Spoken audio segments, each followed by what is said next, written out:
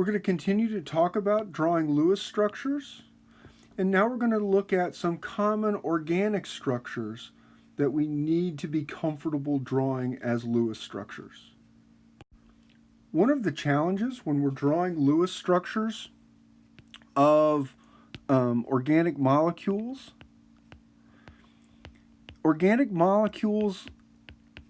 can have so many varied structures that getting the connectivity of the atoms correct is often the first challenge, right? So even in something simple like C2H2, which is called either ethine or acetylene, right? There are decisions to be made about how to connect the atoms. Now, once we have some experience, some of those decisions become more readily apparent. But at the beginning, getting the atoms connected properly can often be a challenge. And if you get Lewis structures in the end that don't make sense, one of the things you might consider is going back and reconsidering the choices you made in connecting atoms in the first place. So here, right, we can start with, right, our carbons, right? Hydrogen can't be in the middle, right? So one choice would have been, do we put both hydrogens on one carbon and get something, or do we put a hydrogen on each carbon? In this case, I'm sort of giving you a hint. It's easier to start with a hydrogen on each carbon, right? And if we look at our valence electrons, right, 2 carbons would give us 2 times 4, and 2 hydrogens would give us 2 times 1. So that's 8, and 2, that's 10 valence electrons to distribute. The bonds already account for 6 of those electrons, leaving us 4 left. And now, right, we have a choice, right? We could put them both on one carbon or one on each. In this case, it's not going to make much difference. So that uses up the remainder of our 4. We have 0 valence electrons left, right?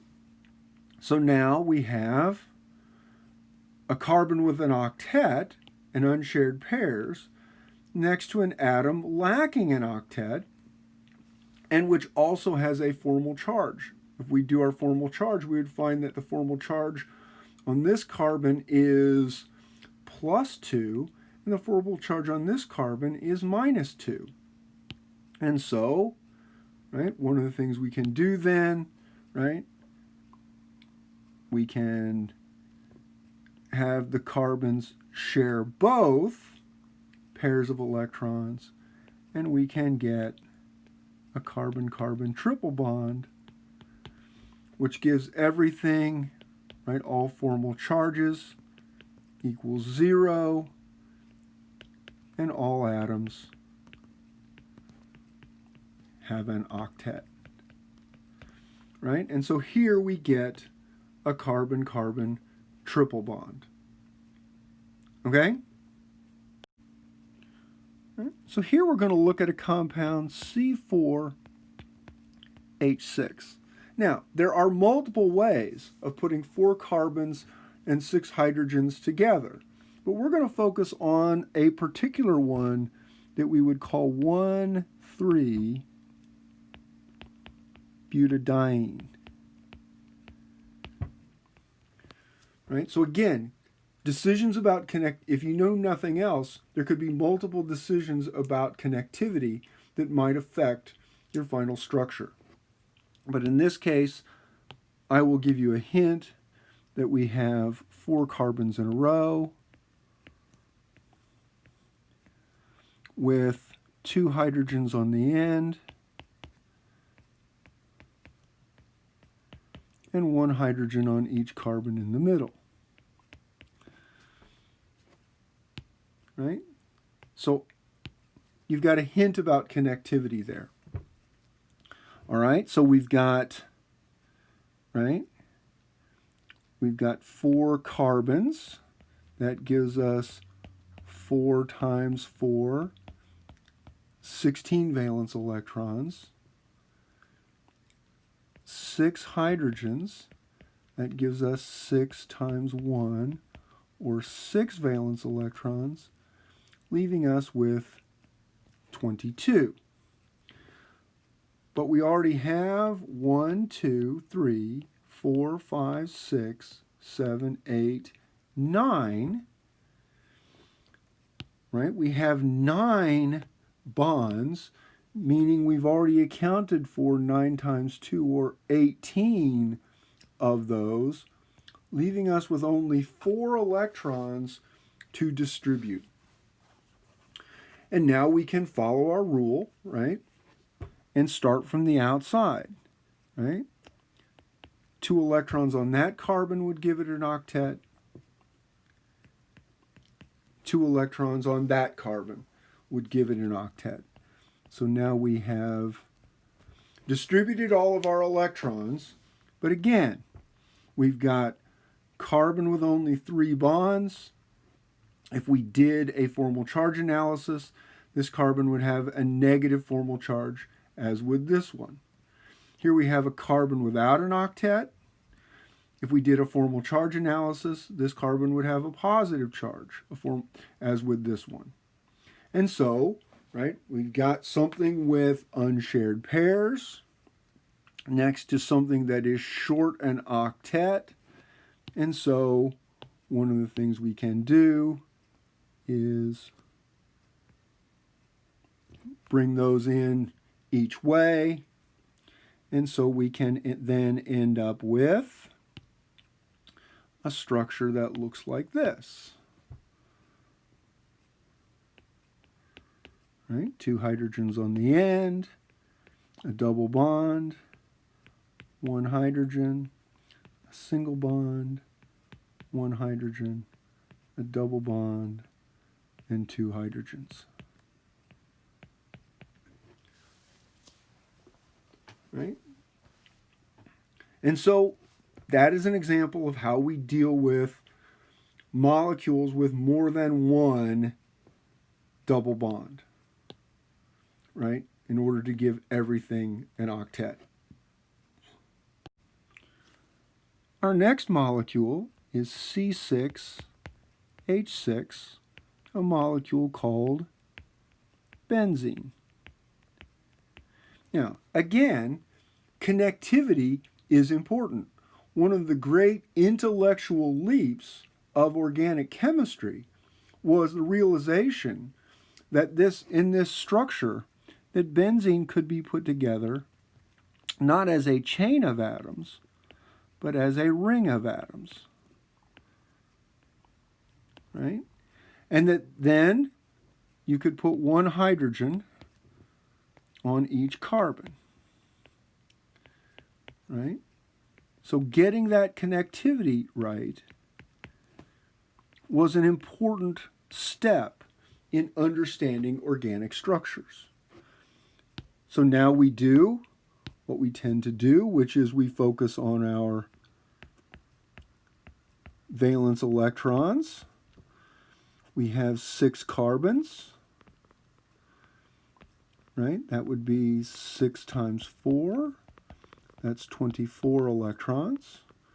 We have 6 hydrogens.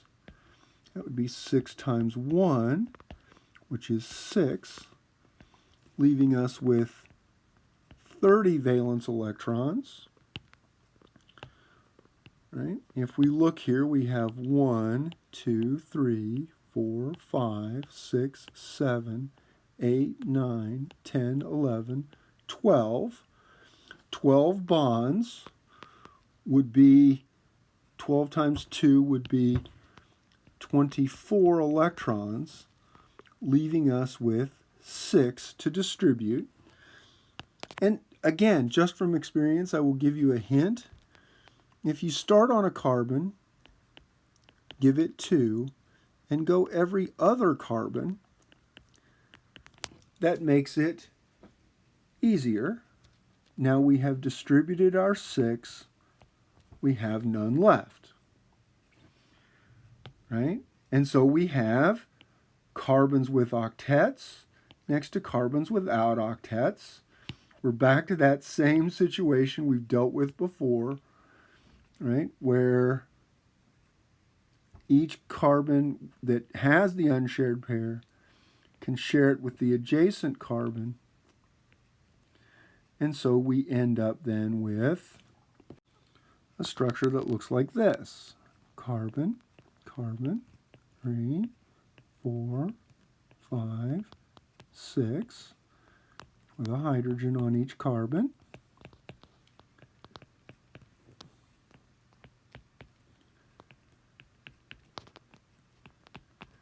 And a double bond here, here, and here. But remember, we could have just as easily made a decision to go this direction. Right? This pair of electrons could have gone this direction. This pair of electrons could have gone this direction. And so we have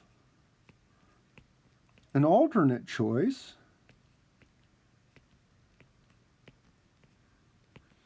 where the double bonds would be here, here, or here,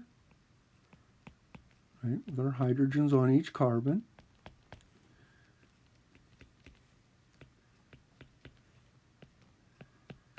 And so we have 2 valid Lewis structures for one connected structure, which means we have 2 resonance forms.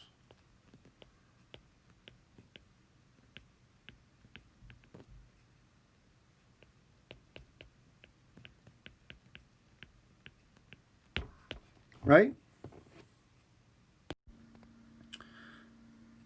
Now let's look at a molecule, H2CO, also known as formaldehyde. Right? Now, one big hint, whenever we see this in a structure, a carbon with an oxygen immediately after it and nothing after that oxygen, or something other than a hydrogen, right? Whenever we see that, that is a hint that in this structure, that carbon is bound to the oxygen and the other things before the carbon are bound to it. So again, hints about connectivity are important, right? And so if we look at our valence electrons, right? Carbon has 4, 2 hydrogens, 2 times 1, and oxygen, 6, 4, 2, 6 is 12, right? In our structure, right, our bonding, we have 3 bonds already shown. That 3 times 2 already accounts for 6, leaving us with 6, which we can distribute starting around the outside with the electronegative oxygen. We're out of electrons. That leaves oxygen with unshared pairs of electrons next to a carbon that is lacking electrons. And so one of those pairs of electrons can be shared between the 2, and that gives us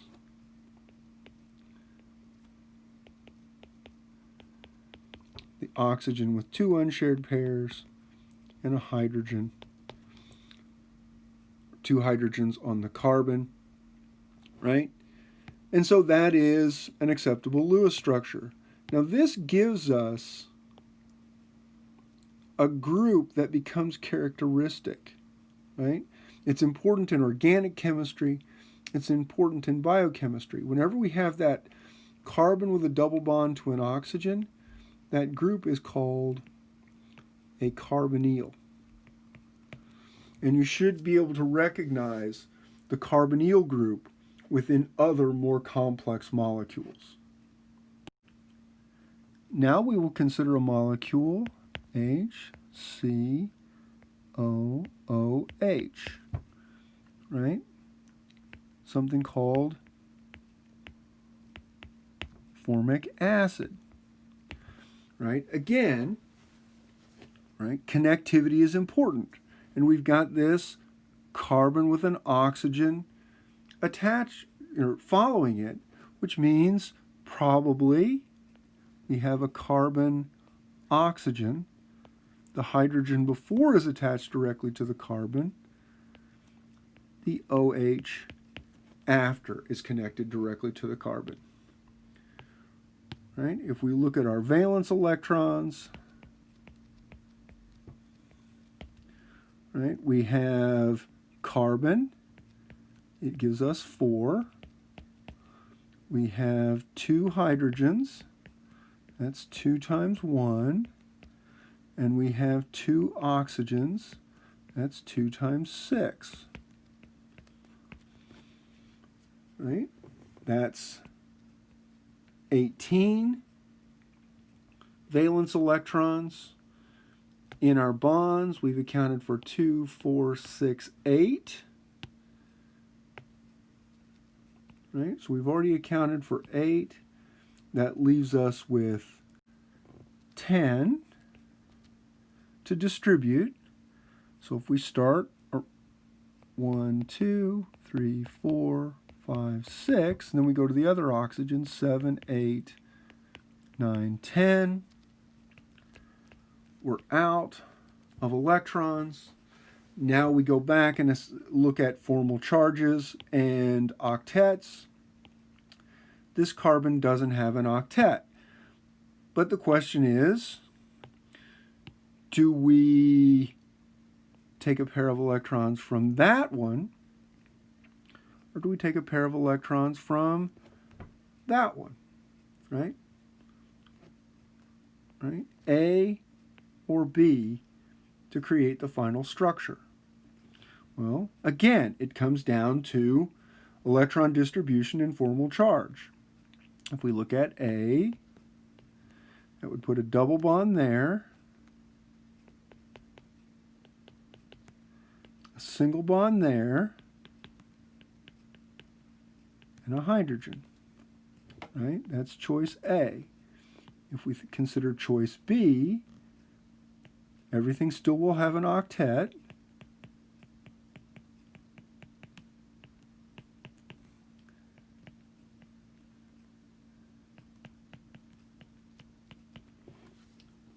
Right? Now, in the end, right, everything has an octet here, right? Oxygen has an octet, carbon has an octet, oxygen has an octet. Oxygen has an octet, carbon has an octet, oxygen has an octet. But now it comes down to questions of formal charge. In the left structure, all the atoms have a formal charge of 0. In the right structure, this oxygen ends up being negative, this oxygen ends up being positive. Right? So we have two Lewis structures, so we have 2 resonance structures, but in this case, the one on the left is preferred because all the atoms have a 0 formal charge. So that is the preferred Lewis structure for formic acid.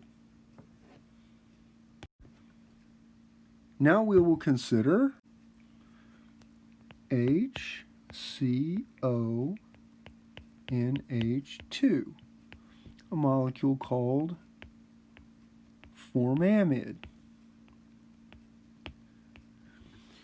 Right? Again, we've got this situation where in our formula we have a carbon with an oxygen immediately following. Right? That is giving us a hint about the structure, that oxygen is bound directly to the carbon. The hydrogen before is bound to the carbon, and the nitrogen with 2 hydrogens is also bound directly to the carbon.